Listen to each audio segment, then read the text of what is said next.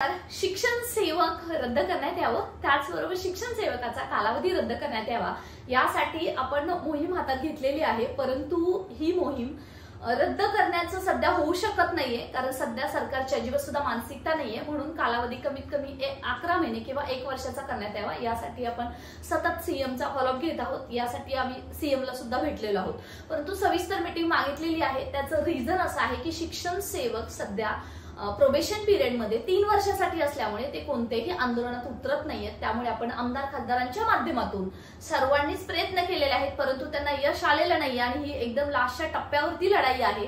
आज या जे काही आता सध्याचं सरकार आहे त्यांनी जर ते मान्य केलं तर ठीकच आहे, पण जर त्यांनी मान्य केलं नाही तर उद्याच्या येणाऱ्या सरकारमध्ये जे आपले अजेंडे जाहीर करतील त्यामध्ये शिक्षण सेवक डायरेक्ट रद्द, कालावधी वगैरे असा नाही अशी आपण त्यांच्याकडून वधून घेणार आहोत, मागणी करणार आहोत। मित्रांनो, त्यासाठी प्रयत्न आहेत, फक्त थोडेसे हात दगडाखाली सापडलेले आहेत। त्याचं रिझन एकच आहे की शिक्षण सेवकांना सध्या कोणत्याही आंदोलनात उतरता येत नाहीये। आणि जेव्हा याच वीकमध्ये जेव्हा मंत्रालयात या संदर्भात जेव्हा निवेदन द्यायला आम्ही गेलो होतो तेव्हा त्यांनी सांगितलेलं आहे की शिक्षण सेवकांनी जर आंदोलनामध्ये जर उतरलो तर मात्र आम्ही त्यांच्यावरती कार्यवाही करू। त्यामुळे त्यांनी त्या निवेदनाचं रिसीव्ह सुद्धा मला दिलेलं नाहीये। आणि मित्रांनो, त्याचमुळे थोडासा म्हणजे नाही का, म्हणजे आपण ज्या खूप कष्टानंतर तुम्हाला ही हक्काची भाकरी मिळालेली आहे आणि त्याच्यामधून मग तुम्हाला मेमो स्टार्ट होतील आणि ते अशी कोणतीही गोष्ट करायची नाही ज्याच्याकडून आपल्याला संविधानाला धक्का लागेल, कायद्याला धक्का लागेल।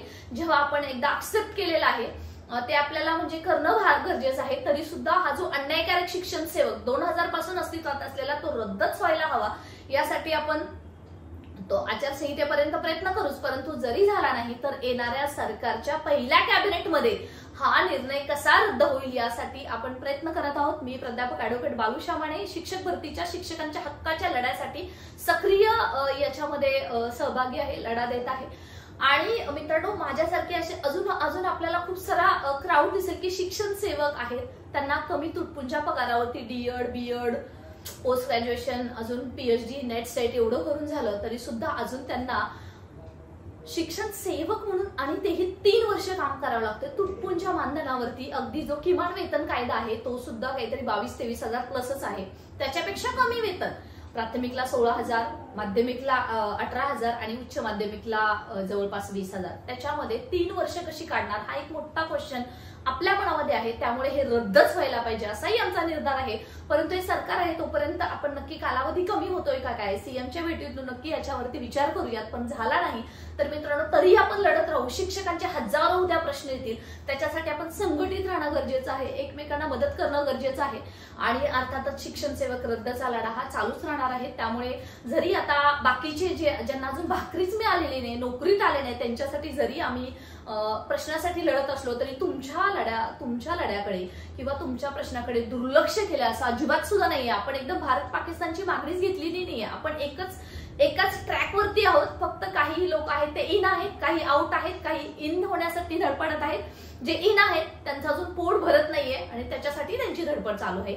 फक्त एवढाच डिफरन्स आहे। आणि मित्रांनो, यासाठी आपण आतापर्यंत बरेच आमदार खासदार यांना सुद्धा भेटलेलो आहोत। लवकरच सीएमची सुद्धा आपली याच्या संदर्भात भेट होते। जर कॅबिनेटमध्ये हा निर्णय पोहोचवण्याचा प्रयत्न आहे, सीएमला ऑलरेडी एकदा भेटलेलो आहोत, सविस्तर मीटिंग मागितलेली आहे। जर झाली नाही तरी सुद्धा आपण याच्यावरती लढणार आहोत आणि ते म्हणजे पुढील येणाऱ्या सरकारच्या माध्यमातून। आणि मित्रांनो, त्यासाठी तुमचा सपोर्ट खूप महत्वाचा आहे। या व्हिडिओच्या डिस्क्रिप्शन बॉक्समध्ये टेलिग्रामची लिंक आहे, ती सुद्धा जॉईन करा। आणि त्याचबरोबर एकमेकांशी कनेक्ट राहा। हजारो तुमचे प्रश्न असतील, शाळा आयडी असेल, उद्या तुमची जेव्हा कंप्लीट झाला असेल तेव्हा तुम्हाला अप्रूव्हल येण्याचं असेल 3 वर्षानंतर, अशा बरेच